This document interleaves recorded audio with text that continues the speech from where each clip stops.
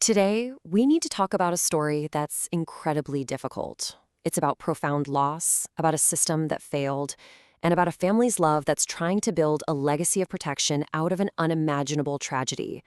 This is the story of Anthony Avalos.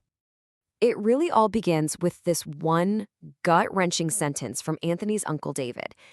Think about that. The weight of guilt he carries every single day.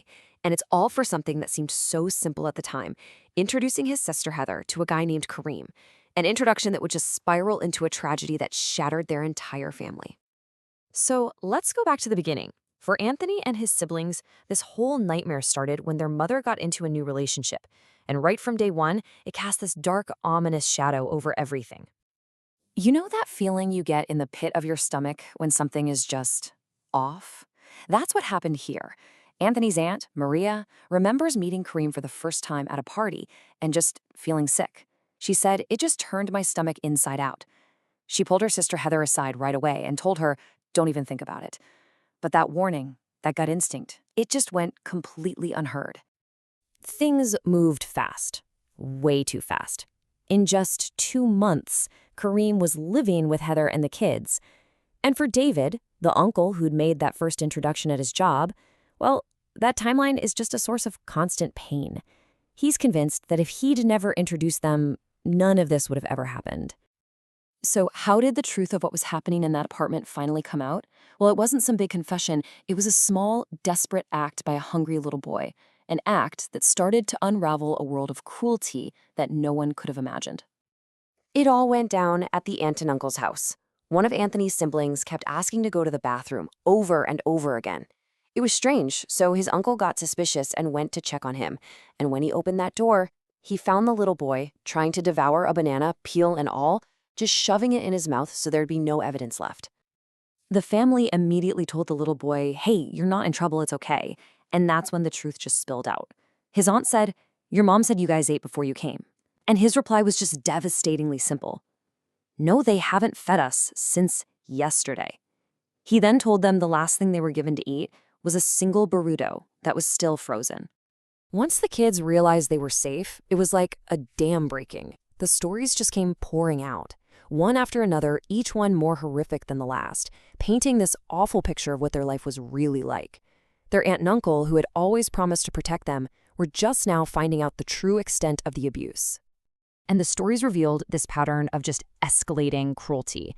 It started with physical abuse. Kareem would grab the boys by their ears and twist, he'd scream, he'd throw things, but it got so much worse. It became this deep psychological torment, where he'd force the kids to actually fight each other. And then came the starvation, where they were so hungry, so desperate, that they were forced to eat out of the garbage. Okay, so after hearing all of this, the family knew they had to do something, right? They had to act. They made a really risky call, one that could have meant they'd never see the kids again, but they had to take that chance to save them. So when Heather showed up to pick up the kids, her brother David and his wife Maria stood in her way. They confronted her. They said, "You're not taking the kids home," and they physically blocked her from going upstairs to get them. And then they called 911, praying this would be the moment the kids were finally rescued. And for a minute, there was this incredible moment of hope. When the kids found out they were staying with their aunt and uncle, they actually cheered. They were jumping up and down, smiling, hugging them. For that one beautiful moment, they thought they were finally safe. The whole family thought the nightmare was finally over. But that hope was just shattered. Incredibly, social services returned the children to their mother's care. David was devastated. He was terrified. He pleaded with the authorities, and he gave them this chillingly, tragically accurate prediction. He knew. He knew in his gut what was going to happen if those kids went back. And it didn't take 5 years, not even close.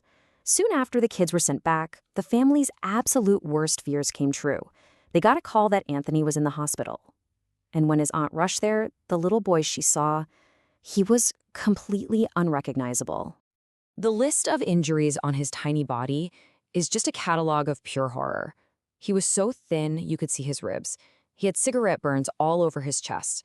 The skin was gone from his knees. His eyelashes had been burned off because hot sauce had been rubbed all over his face. The nurses, people who see trauma every single day, they were sobbing while they cleaned him up. They told the family it was the single worst case of child abuse they had ever seen in their careers. This photo, it's just so painful to see. This is Anthony, kept alive only by machines. It's just this awful reminder of the immense suffering he went through at the hands of the very people who were supposed to love and protect him. The call came at 6 in the morning. Anthony was brain dead. His little body just couldn't fight anymore, so he was taken off life support. And as he was passing away, his mother, Heather, wasn't in the room with him.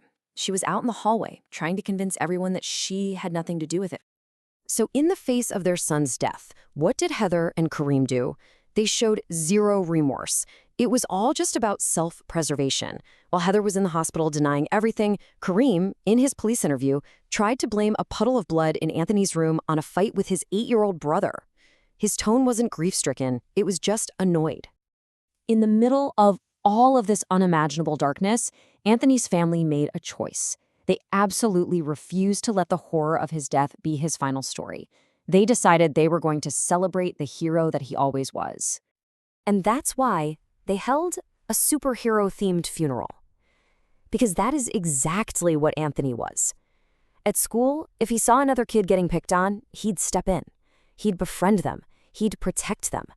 He did the exact same thing for his own siblings. He was, in the truest sense of the word, a protector, a superhero.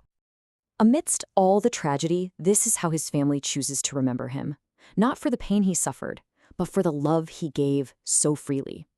His aunt remembers his beautiful smile and his hugs, which he'd give for no reason at all, just to tell you that he loved you. So now, his family is taking all that grief and channeling it into action. They are fighting to make sure that Anthony did not die for nothing. His story has become a rallying cry for change, a way to protect other children from the same system that failed him so badly. So in death, just like in life, Anthony Avalos is saving lives. Anthony's story is just this heartbreaking testament to both the worst of human cruelty and the incredible power of a family's love. It shines a light on a system that failed to protect him, and it leaves all of us with a really vital question. What is our collective responsibility to fix these failures? And how do we make sure a hero's legacy isn't just remembered, but actually serves as a shield for other children?